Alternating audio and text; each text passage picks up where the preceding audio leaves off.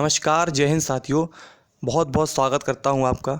आज की इस वीडियो में हम बात करने वाले हैं जीवन कौशल के कुछ महत्वपूर्ण प्रश्नों के बारे में। प्रश्नों को समझते हुए आगे बढ़ते चलना है और उम्मीद करता हूं आप अपनी अपनी तैयारियों में लगे हुए होंगे। तो चलिए शुरू करते हैं। आज का पहला प्रश्न है, अपनी जिम्मेदारियों एवं कर्तव्यों को समझना किस कौशल के अंतर्गत आएगा? समानुभूति के, आत्म जागरूकता के, समस्या समाधान के या सृजनात्मक सोच के? तो दोस्तों, अपनी जिम्मेदारियों एवं कर्तव्यों को समझना किस कौशल के अंतर्गत आएगा? वो आत्म जागरूकता के अंतर्गत आएगा। यानी कि आप अपनी जिम्मेदारियों को समझेंगे, अपने कर्तव्यों को समझेंगे, कहाँ हमारा कर्तव्य है और हमें क्या करना चाहिए, क्या हमारी जिम्मेदारी है, तो ये आत्म जागरूकता के अंतर्गत आ जाएंगी। आगे बढ़ते हैं। दूसरा क्वेश्चन है, मानव जीवन का आधार क्या है? मूल्य है, नैतिकता है, व्यवसाय है या सृजनात्मक सोच है? दोस्तों, ध्यान से इस प्रश्न का उत्तर दीजिएगा। इस प्रश्न में थोड़ा सा लॉजिक लगाना पड़ेगा आपको। मूल्य है, नैतिकता, व्यवसाय या सृजनात्मक सोच?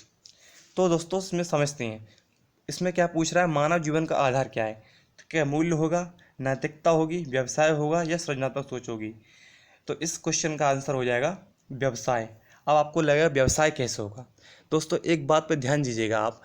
जब तक आपके पास व्यवसाय नहीं होगा, यानी कि जब तक आपके पास पेट पालने के लिए कुछ पैसों का इंतज़ाम नहीं होगा, जब तक आपका पेट नहीं भरेगा, तब तक आप क्या नैतिकता सीख सकते हैं, क्या मूल्य सीखेंगे, ठीक है, और क्या सृजनात्मक सोच सोचेंगे? जब तक आपके पास पेट भरने के लिए भोजन होगा तभी तो आप सोचेंगे। और व्यवसाय से ही आपको क्या मिलेगा? रोजी रोटी मिलेगी। तो व्यवसाय से ही आपकी रोजी रोटी मिलेगी। तो मानव जीवन का आधार क्या हो जाएगा? व्यवसाय। आगे बढ़ते हैं। नेक्स्ट क्वेश्चन है, शिक्षा में कौन सी नैतिकता पाई जाती है? वर्णनात्मक, प्रामाणिक, ए और बी दोनों या इनमें से कोई नहीं? तो दो तरह की नैतिकता पाई जाती हैं।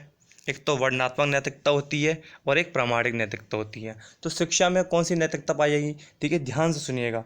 शिक्षा में सिर्फ और सिर्फ कौन सी? वर्णनात्मक नैतिकता पाई जाती है। जैसे शिक्षा में हम क्या पढ़ते हैं कि ईमानदार बनिए, ठीक है, किसी के साथ धोखा मत कीजिए, सबके साथ सब न्यायप्रिय रहिए, इंसानियत की भावना दिखाइए। लेकिन ये सिर्फ वर्णन किया जा सकता है, इनका प्रूफ नहीं दिया जा सकता है, ठीक है। तो शिक्षा में कौन सी नैतिकता पाई जाएगी? केवल और केवल वर्णनात्मक नैतिकता पाई जाती है। आगे बढ़ते हैं। नेक्स्ट क्वेश्चन है, अभिप्रेरणा की शुरुआत होती है आवश्यकता, प्ररोध, प्रोत्साहन या इनमें से सभी? तो अभिप्रेरणा की शुरुआत कैसे होगी? आवश्यकता से होगी। एक बात बताइएगा, आप मुझे ध्यान से सुनिएगा। जब आपको किसी चीज़ की आवश्यकता ही नहीं होगी तो आप किसी काम को करने के लिए अप्रेरित कैसे हो सकते हैं? जब आपको घर बैठे हुए 40 या 50 रुपये मान लो सैलरी मिल रही है आपको, या कैसे भी अगर आपको आ रहा है, तो आपको कहीं जाने की आवश्यकता ही नहीं पड़ेगी। जब आपको आवश्यकता पड़ेगी, मुझे भोजन की आवश्यकता है, मुझे समाज में एक सम्मानजनक जीवन जीना है, या मुझे किसी अन्य चीज़ की आवश्यकता पड़ेगी, तभी तो आप प्रेरित होंगे। और तभी तो आप, जैसे आप तैयारी कर रहे हैं, किसके लिए जो कर रहे हैं? जॉब के लिए तैयारी कर रहे हैं, तो जॉब की ज़रूरत है आपको, तभी तो तैयारी शुरू कर रहे हैं, उसी के लिए आपको प्रेरणा मिली है। तो आवश्यकता से ही प्रेरणा की शुरुआत होती है। अच्छा, प्ररोध और ये प्रोत्साहन, ये प्रेरणा के तत्व होते हैं। जो प्रेरणा की जो 6 तत्व होते हैं ना, वो साइकिल जो बनती है इस तरह से, उसमें 6 तत्व होते हैं, उसमें ये प्ररोध और प्रोत्साहन भी होता है। उम्मीद करता हूँ ये एक्सप्लेनेशन आपको समझ में आई होगी। आगे बढ़ते हैं। पुरस्कार किस प्रकार की प्रेरणा है? धनात्मक एवं प्रत्यक्ष है, ऋणात्मक एवं अप्रत्यक्ष है, धनात्मक एवं अप्रत्यक्ष है या ऋणात्मक एवं प्रत्यक्ष? तो पुरस्कार किस प्रकार की प्रेरणा हो जाएगी? एक तो धनात्मक हो जाएगी, क्योंकि ऋणात्मक तो होगी, तो इसको काट दीजिएगा, यहाँ से 2 ऑप्शन एलिमिनेट हो गए। अब धनात्मक एवं प्रत्यक्ष होगी या धनात्मक एवं अप्रत्यक्ष होगी? तो जो पुरस्कार होगा वो धनात्मक एवं प्रत्यक्ष होगा, क्योंकि पुरस्कार के रूप में आप कोई भी बच्चों को, जैसा कोई बच्चे का प्रथम स्थान आता है तो आप क्या दे सकते हो? उसे पेंसिल दे सकते हैं, ठीक है। अगर आप बच्चे को सिर्फ कहते हैं बच्चे शाबाश आपने अच्छा किया, इस तरह से, तो वो अप्रत्यक्ष जाती है, ठीक। तो यहाँ पुरस्कार किस प्रकार की प्रेरणा हो जाएगी? धनात्मक एवं प्रत्यक्ष। उम्मीद करता हूँ ये आपको समझ में आ गया होगा। आगे बढ़ता हूँ। शिक्षा में अवरोधन से तात्पर्य है। शिक्षा में अवरोधन से क्या तात्पर्य है? दोस्तों, बहुत ही आसान सा प्रश्न है, इसमें थोड़ा सा आपको दिमाग लगाना है और क्वेश्चन चुटकियों में हो जाएगा। बालक का विद्यालय न आना, किसी बालक का 1 वर्ष से अधिक समय तक एक कक्षा में रहना, बालक का विद्यालय में प्रवेश न लेना, या ऋणात्मक एवं, ये तो ऑप्शन गलत हो गया, ये ऑप्शन गलत ऑप्शन हो गया। 3 ऑप्शन में से कौन सा हो जाएगा? तो दोस्तों ध्यान से देखिएगा, अवरोधन की बात चल रही है। आपने कहीं पढ़ा होगा अवरोध का मतलब क्या होता है? अवरोध का मतलब होता है रुक जाना, है ना। अवरोध का मतलब रुक जाना। तो बस इसी वर्ड को आप पकड़ लीजिए और देखिए कहाँ पर है। तो 1 वर्ष से अधिक समय तक अगर किसी एक कक्षा में बालक रुकेगा तो इसका मतलब अवरोध हो गया। तो यहाँ अवरोधन से तात्पर्य क्या हो जाएगा? किसी बालक का 1 वर्ष से अधिक समय तक एक कक्षा में रहना, तो ये अवरोधन हो जाएगा। और एक होता है अव्यय। तो अव्यय क्या होता है वो मुझे कमेंट बॉक्स में करके बताइएगा। आगे बढ़ते हैं। पूर्व ज्ञान का परीक्षण किस कौशल के अंतर्गत आता है? उद्दीपन परिवर्तन के अंतर्गत आता है, प्रदर्शन के अंतर्गत आता है, बालक का विद्यालय में प्रवेश न लेना इसके अंतर्गत, या प्रस्तावना कौशल के अंतर्गत आता है? तो पूर्व ज्ञान का परीक्षण, जैसे आप इसको समझाता हूँ मैं, समझिए। जैसे आप किसी बच्चे को, आप जैसे विद्यालय में सरकारी जॉब लग जाती है और बच्चे को पढ़ाने जाते हैं, तो आपने किताब ली और तुरंत उसका पाठ पढ़ना शुरू कर दिया, ऐसा नहीं करते हैं आप। जैसे ही आप कक्षा में प्रवेश करते हैं तो आप क्या करेंगे? आप किसी बच्चों की किताब लेंगे और उस किताब में जो टॉपिक है उस टॉपिक के बारे में थोड़ा सा समझाएंगे बच्चे को, ठीक है। और उस टॉपिक को अपने बच्चों की रियल ज़िंदगी से कनेक्ट करेंगे और रियल ज़िंदगी से कनेक्ट करके उसके पूर्व ज्ञान से भी कनेक्ट करेंगे। अब आपको समझ में आएगा होगा कि ये किस कौशल के अंतर्गत आएगा। तो ऐसा कहाँ होता है? पूर्व ज्ञान का परीक्षण किसके कौशल के अंतर्गत आ जाएगा? प्रस्तावना कौशल के अंतर्गत। क्योंकि प्रस्तावना में हम क्या बताते हैं? किसी चीज़ के बारे में इसकी शुरुआत बताते हैं कि ये किस तरह से हुई है, ठीक है। और उसको उस प्रस्तावना में, जैसे आपको बच्चों को जाके पढ़ाना है किसी पक्षियों के बारे में, तो आप ऐसे पूछते हैं कि आपने कहीं पक्षी देखा है, तो बच्चों की रियल ज़िंदगी से कनेक्ट करके उसके बाद उस पाठ का शुरुआत करते हैं। आगे बढ़ते हैं। नेक्स्ट क्वेश्चन है, द कंडीशन ऑफ लर्निंग पुस्तक के लेखक कौन है? ये फैक्चुअल क्वेश्चन है। थार्नडाइक हैं, पियाजे हैं, रॉबर्ट एम गेने हैं, या कोहलबर्ग हैं? ये क्वेश्चन आ चुका है, ये यूपी टेट में क्वेश्चन आ चुका है। कंडीशंस ऑफ लर्निंग, तो इस पुस्तक के लेखक कौन हो जाएंगे? रॉबर्ट एम गेन साहब हो जाएंगे, ठीक है। और थार्नडाइक की कौन सी हो जाएगी? द बिहेवियर ऑफ ऑर्गेनिज्म, ये थार्नडाइक की हो जाएगी, ठीक। आगे बढ़ते हैं।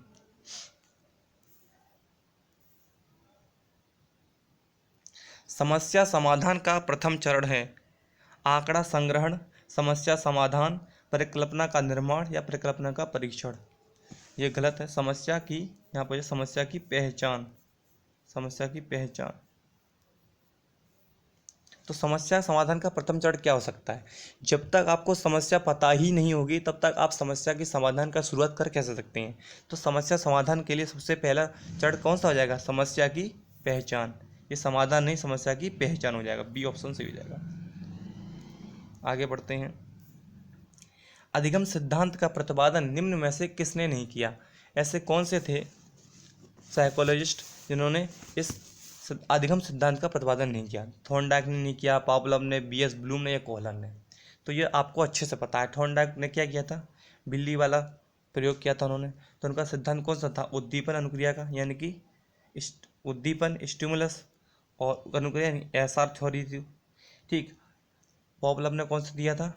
कुत्ते पर जो प्रयोग किया था उन्होंने, ठीक है। अनुबंधन का सिद्धांत दिया था, अनुबंधन का सिद्धांत दिया था। कोहलर ने क्या दिया थी? कोहलर ने नैतिक विकास की अवस्थाएं, इन्होंने अधिगम पे, चिंपैंजी पर जो प्रयोग किया था, ठीक है। और बीएस ब्लूम ने क्या किया था?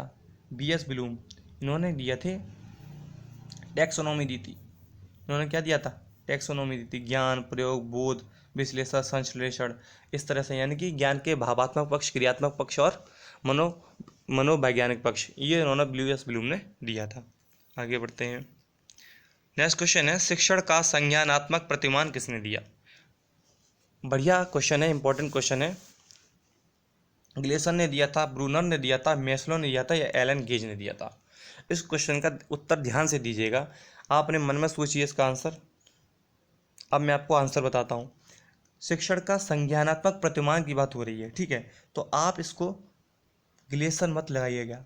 शिक्षण का मनोवैज्ञानिक सिद्धांत, शिक्षण का संज्ञानात्मक सिद्धांत की अगर बात की जाए, संज्ञानात्मक यहाँ प्रतिमान है, अगर शिक्षण के संज्ञानात्मक सिद्धांत की बात की जाएगी तो ये ग्लेसन ने दिया है। अगर संज्ञानात्मक प्रतिमान की बात करेंगे तो ये किसने दिया है, एल.एन. गेज ने दिया है।